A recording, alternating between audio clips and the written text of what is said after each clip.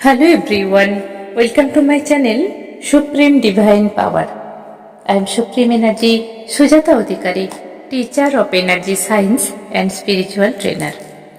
আশা করছি আপনারা সবাই ভালো আছেন, ভালো থাকার চেষ্টা করছেন। আমি কিন্তু ভালো আছি, দারুণ আছি, খুব ভালো আছি। আজকে যে টপিকটা নিয়ে আলোচনা করব সেটা হলো বিশ্বকর্মা পুজো।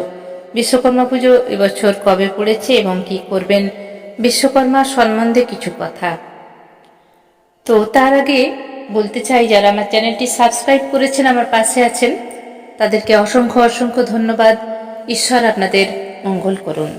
এবং যারা আমার চ্যানেলটি নতুন ভিজিট করছেন, যদি মনে করেন আমার ভিডিওগুলি একটু আপনাদের কাজে আসছে, ভালো লাগছে বা বিভিন্ন ইনফরমেশন আপনারা পাচ্ছেন নতুন নতুন কিছু, তাহলে যদি মনে হয় আমার চ্যানেলটি সাবস্ক্রাইব করে আমার পাশে থাকুন। বেল আইকনে ক্লিক করে অল নোটিফিকেশনটি অন করে দিন, যাতে করে আমি যখন ভিডিও আপলোড করব সবার আগে আপনার কাছেই পৌঁছে যায়। এবং ভিডিওগুলো দেখে যদি আপনারা একটা লাইক করেন, তাহলে আমার অনেক বেশি ভালো লাগবে। আপনাদের একটা লাইক আমার ভিডিও বানাতে আরও উৎসাহিত করবে। তো চলুন আমরা বিশ্বকর্মা পুজো সম্বন্ধে জেনে নিই কবে হচ্ছে।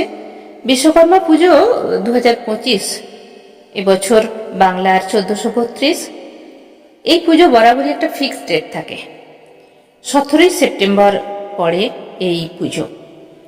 বাংলার 31 ভাদ্র 1432 এবং ইংরাজির 17 সেপ্টেম্বর 2025 বুধবার পড়ছে এই বিশ্বকর্মা পুজো। ভাদ্র সংক্রান্তিতে এই পূজা হয়। বিশ্বকর্মার প্রতীক হলেন পদ্ম। তো বিশ্বকর্মা যে পুজো, ইনি হলেন শিল্পের দেবতা। সমস্ত শিল্প রচনা কিন্তু এই বিশ্বকর্মা দেবতার। বলা হয় ইনি ব্রহ্মার নাভি কমল থেকে সৃষ্টি হয়েছিলেন, বা ব্রহ্মার পুত্র, সপ্তম পুত্র হিসাবে জানা যায়। এবং ব্রহ্মাজি যে আমাদের এই পৃথিবী বিশ্ব ব্রহ্মাণ্ডর নকশা বানাতে দিয়েছিলেন বা করতে দিয়েছিলেন। বিশ্ব ব্রহ্মাণ্ড, এই জগৎ সৃষ্টি কিন্তু যে কারিগর বিশ্বকর্মা, তিনি কিন্তু করেছিলেন বলা হয়। তো এনাকে বাস্তুকার বলা হয়। ইনি কি কি গড়েছেন? দেবতাদের শহর গড়েছেন, দেবতাদের মহল, স্বর্ণ লঙ্কা কিন্তু তার হাতেই নির্মিত। রাবণের যে স্বর্ণ লঙ্কা, হস্তিনাপুর তিনি নির্মাণ করেছেন, দ্বারকা নগরী তিনি নির্মাণ করেছেন, ইন্দ্রপ্রস্থ তিনি নির্মাণ করেছিলেন, অলকাপুরী, কুবেরের মন্দির এবং দেবতাদের রথ, পুষ্পক বিমান থেকে শুরু করে কুবেরের যে পুষ্পক বিমান ছিল, সেই সমস্ত কিছু কিন্তু এই বিশ্বকর্মাই তৈরি করেছেন। শস্ত্রর দিক থেকে যদি বলা হয়, বিজয়ধনুষ এবং শিবের আদেশে এই বিজয়ধনুষ ইন্দ্রকে দেয়া হয়েছিল। তারপর ইন্দ্রের হাত থেকে পরশুরামের কাছে ভেট করা হয় এবং তার শিষ্য কর্ণকে দেয়া হয়, ফের পরশুরামের কাছেই চলে আসেন। ইন্দ্রের বজ্রও কিন্তু ইনি তৈরি করেছিলেন। এবং এই পুজো বিশেষ করে কারখানাতে, বাড়ির যে সমস্ত যন্ত্রপাতি থাকে, সেই সমস্ত যন্ত্রপাতির পূজা করা হয়। বিশ্বকর্মার বাহন হলেন হাতি, হাতির পূজাও এই সঙ্গে করা হয়।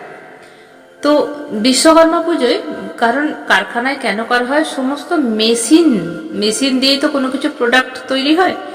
সেই যন্ত্রাংশ, যে কোনো লোহা, স্টিল বা যে কোনো যন্ত্রাংশ, যদি বাড়িতেও আমাদের যেরকম কাটারি থাকে, যে কুড়ুল থাকে, যে বিভিন্ন ধরনের জিনিসপত্র থাকে, হাতুড়ি থাকে, যারা এই সমস্ত কাজ করেন বাড়িতেও কিন্তু এই সমস্ত জিনিসের, এই অস্ত্রের পূজা করা হয় এবং কারখানাতে মেশিনের পূজা করা হয়। বিশ্বকর্মা পুজো যেদিন হয়, সেদিনে কাশফুলও এই পুজোর সময় দেয়া হয়। ফুল হিসাবে কাশফুল কিন্তু ভীষণভাবে প্রচলিত আছে দেয়ার। বিশ্বকর্মা পুজোর যে হয়, ইনি যখন আমাদের ব্রহ্মার পুত্র হিসাবে ছিলেন, ইনি মর্তে এসেছিলেন অভিশাপের কারণে একটা, সে কথা এখন বলছি না, অনেক বড় হয়ে যাবে। তো বিশ্বকর্মা পুজো সম্বন্ধে এই ভিডিওতে আমি বলতে চাইছি কিভাবে পূজা করবেন। যদি পণ্ডিত যে পুরোহিত আছেন ওনাকে দিয়ে করাতে চান তাহলে উনি ওনার মতন করবেন। আর যদি আপনি বাড়িতে করতে চান তাহলে কি করবেন, বিশ্বকর্মা যদি পট থাকে বা ছোট ঠাকুর আপনি নিয়ে এসে থাকেন, যেখানে পুজো করবেন সেই জায়গাটাকে সুন্দর করে পরিষ্কার করে নিন, একটা জলচৌকি পাতুন, তার উপরে সাদা বা হলুদ রঙের কাপড় পেতে নিন এবং বিশ্বকর্মা ঠাকুরের যে ছবি বা পট বা ঠাকুর এনেছেন সেটাকে রাখুন। রেখে ঘট স্থাপন করুন। ঘটে গঙ্গা জল এবং আম পল্লব যে হয় 7টা বা 5টা বা 9টা বিশিষ্ট যে পাতা আছে সেই পাতা রাখুন। সসিস ডাব রাখুন, তার উপরে গামছা রাখুন এবং ঘটের নিচে একটু আলপনা দিতে ভুলবেন না। এবারে পুজোর সমস্ত সামগ্রী দশকর্মা ভাণ্ডার থেকে যেগুলো নিয়ে এসেছেন সেইগুলো সামনে রাখুন। প্রদীপ জ্বালান, ধূপ জ্বালান, ধুনা জ্বালান এবং বাতাবি লেবু এবং বোঁদের লাড্ডু বিশ্বকর্মা ঠাকুরের ভীষণ প্রিয়। এগুলো দিন। আতপ চালের নৈবেদ্য অবশ্যই দেবেন। এছাড়া ফুল ফল তো নিবেদন করতেই হবে। এইভাবে আপনার কাছে যে যন্ত্রপাতিগুলো আছে সেই যন্ত্রপাতির ওপর সিঁদুরের টিপ লাগিয়ে কাশফুল দিয়ে বা ফুলের মালা দিয়ে পুজো অর্চনা করুন। এর শেষে বিশ্বকর্মার যে ব্রত কথা এটা পড়তে বা শুনতে ভুলবেন না।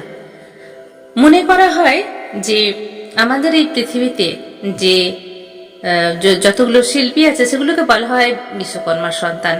যেরকম স্বর্ণকার যারা সোনার কাজ করেন, যারা লোহার কাজ করেন, কর্মকার, কুম্ভকার যারা মাটির পাত্র বানান, বা তাঁতি যারা তাঁতের কাজ করেন, এইভাবে যারা যারা এই সমস্ত কাজ করে থাকেন তাদেরকে বলা হয় বিশ্বকর্মার পুত্র হিসাবে ধরা হয়। তারা প্রত্যেকেই কিন্তু বিশ্বকর্মা পুজো করে থাকেন। তো বিশ্বকর্মা পুজো বিশেষ করে উনি যেভাবে সুন্দর নকশা তৈরি করেন, দেবতাদের যে বড় বড় মহল বানিয়েছেন বা অস্ত্রশস্ত্র বানিয়েছেন, তার জুড়ি মেলা ভার, তার মতো কারোর সঙ্গে মিলবে না, কেউ পারবেও না করতে। সেই জন্যই তার সম্মানার্থে এই বিশ্বকর্মা পুজো করা হয়। তো বিশ্বকর্মা বিশ্বের যে কর্ম করেছেন, যে কর্ম মানে করেছেন, ক্রিয়েট করেছেন বিশ্বকে, তিনিই হলেন বিশ্বকর্মা। পদ্মফুল ভীষণ প্রিয়, প্রতীক হিসাবে ধরা হয়। সেই জন্যে এইভাবে আপনারা বিশ্বকর্মা যে দেবতা হয় তাকে সন্তুষ্ট করুন, এইভাবে পূজা করুন। আর যদি মনে করেন যে ব্রাহ্মণ মশাই এসে পূজা করুন, উনি ওনার মতো পুজো করুন। আর এছাড়া যে কোনো যন্ত্রাংশকে বাড়িতে যদি থাকে না, যদি পণ্ডিত মশাই আসেন তাহলে আপনারাই বাড়িতে সেই যন্ত্রাংশগুলোকে আগে পরিষ্কার করে ধুতে হবে। ধুয়ে সিঁদুরের টিপ লাগিয়ে মালা লাগিয়ে আর কাশফুল দিয়ে সুন্দর করে সাজিয়ে তার উদ্দেশ্যে প্রণাম জানান, প্রদীপ জ্বালিয়ে। এইভাবে করুন, গঙ্গা জল ছিটিয়ে দিন। আর পুজোর সময় তো আমরা পরিষ্কার বস্ত্র পরবো এটা বলতে হয় না, মিষ্টি মুখ অবশ্যই করবেন এই দিনে। বিশ্বকর্মা পুজোর দিনে মিষ্টি মুখ অবশ্যই শুভ। তাহলে আজকের ভিডিও এখানেই শেষ করলাম। সবাই কিন্তু ভালো থাকবেন, দারুণ থাকবেন আর সুন্দরভাবে বিশ্বকর্মা পুজো কাটান। খুব ভালো থাকবেন, আনন্দে থাকবেন। ধন্যবাদ।